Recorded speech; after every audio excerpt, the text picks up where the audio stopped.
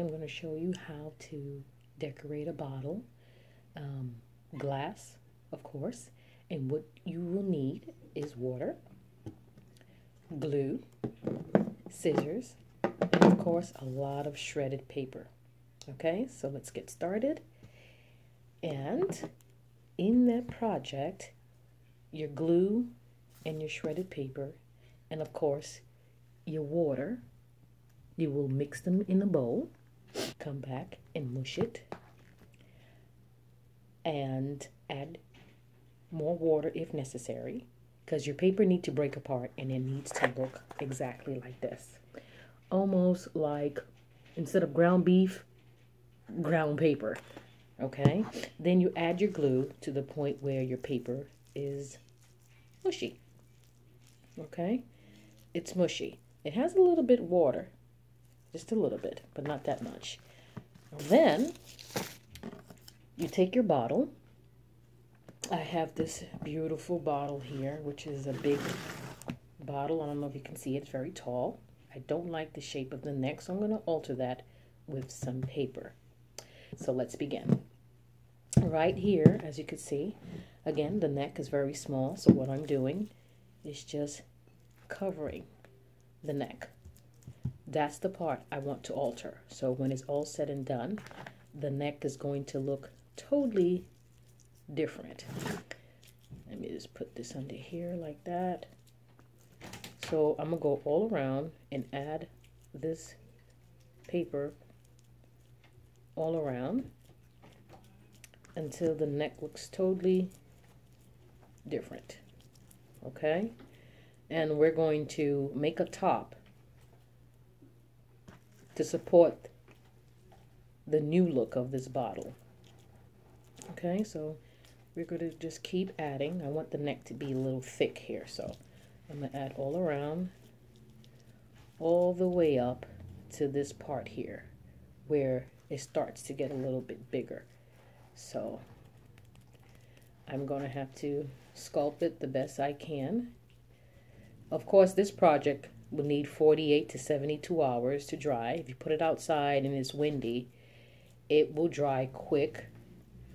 Okay, but still I would let it dry 48 to 72 hours. When it's fully dried, don't forget not to go too close to the ridges where the cap, the original closure for the bottle, will sit. If not, your bottle will have a hard time closing once it's dry. Let me tell you another thing. Once this thing is dry, it's kind of hard to take it off. It's really hard. So before it dries fully, you may want to go around and look at your bottle and make sure that only the areas that you're wanting covered is covered. Dry. It's okay if it looks bumpy, because again, keep in mind, it's paper mache. It's going to look bumpy. When we add the second layer, which is the sand, it's going to be one smooth surface. Also, I already started working on the cap. This is going to be the cap. I can always add to it and make it bigger, but in this case, I don't need to add to it. It's big enough. And here's a closer look. I don't know if you could see it on the inside. It's a hot pink little cap, and here's the inside of it. This is going to take some time to dry because this is paper mache inside and out. So I need it to dry. If by any chance the cap would have become loose, I can go ahead and apply E6000 all inside and insert my cap back. Now, how I did that, I started with a big ball, shaped it, you know, when you roll it with your hand, shape it, and then dug out a hole in the bottom of my ball, scoop it out with my fingers, and insert the cap in there and continue working all around it. Shape it. You could make it a long circular tube. You could make it square if you want, or you can make a ball. Anything that you want to do, you can do it. Okay. And so here we go, guys. Okay, so here's the other part of this. I'm just going to pour my sand all over it. And this is how I cover it. Okay. So, you know, less movement, the better. I can also, let me see. By the way, this is just glue, just in case I need it. Oops, I poured it in here. Okay, so that's what this is. So I'll just keep it right here. Let me just try to take this and roll it in the sand for now. And keep repeating this, coating it with sand until you can't see what's underneath. And that's the whole idea of this project. Okay. I would just have to wait, and each time you apply a coat of glue, you apply your sand. And again, all the way at the end, what you may want to do is seal this. I usually get a polyurethane, a little can at Home Depot for like $5-6. I decided to do the whole thing, the whole bottle. So let me see that. Let me try to do a little bit of this. Here we go. So just pour and spin. The base is going to be covered as well, but I like to do that last because that's the base. It's more concerned with the body of it.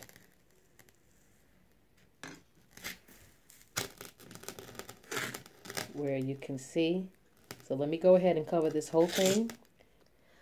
Hi guys, I am back, and here's the bottle, the decorative bottle. Right now I'm just trimming, adding some trimmings to it. The same gold ribbon that I had for the other project, I'm applying it to this one. I cut it into small thin strips, and right about now I'm going around the bottle where there's no sand. That's the look I'm going for. And I'm applying this little strip right here. Very easy. And because it's glass, I've decided to use the E6000, which I have right here. I'll put a little dab right here, and that's that. Very simple. It's got this ancient Egyptian look that I'm going for. And there we go. Try to make sure it's all around, it's not twisted. Okay.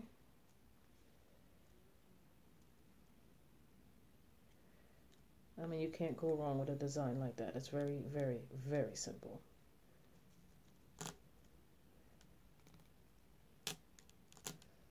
See?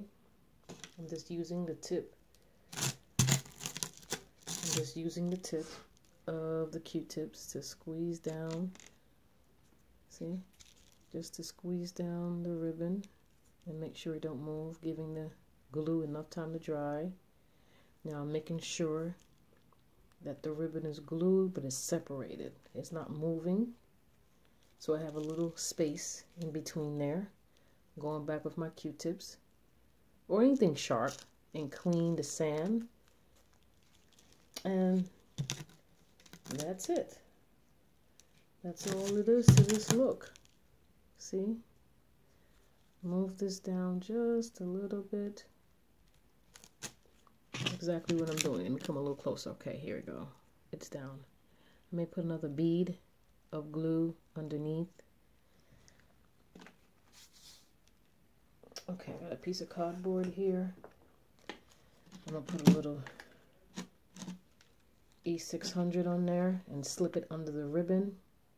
I'm applying it like toothpaste, just a little bit, because I don't want this ribbon to keep moving, you know. Okay. I just tighten it on the other side, so hopefully I don't have to add. Okay, I think that should hold. See, I should have space. Here it needs a little cleaning. I can see the sand, and I'm rubbing it with my finger. You can take your scissors too and rub the edge and get rid of the sand. Here we go. I usually go like this. See? Move my fingers here. Clean any sand protruding out. And make sure there's space in between that ribbon. I love it. Okay, now the bottom part, there's no ribbon. So let me go ahead. I got another strip of this here, and I'll add this right to the bottom. Just like so. Okay, I already pre-measured it. I'll use this little piece of glue I had here. And put some on this tip as well. Okay, so let me go around the bottle.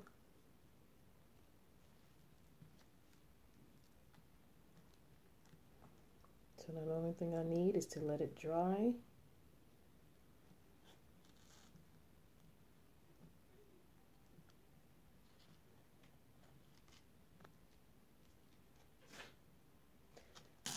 And ta-da! Here you have it. See a little space right here. I want this to stay down, but you get the concept here.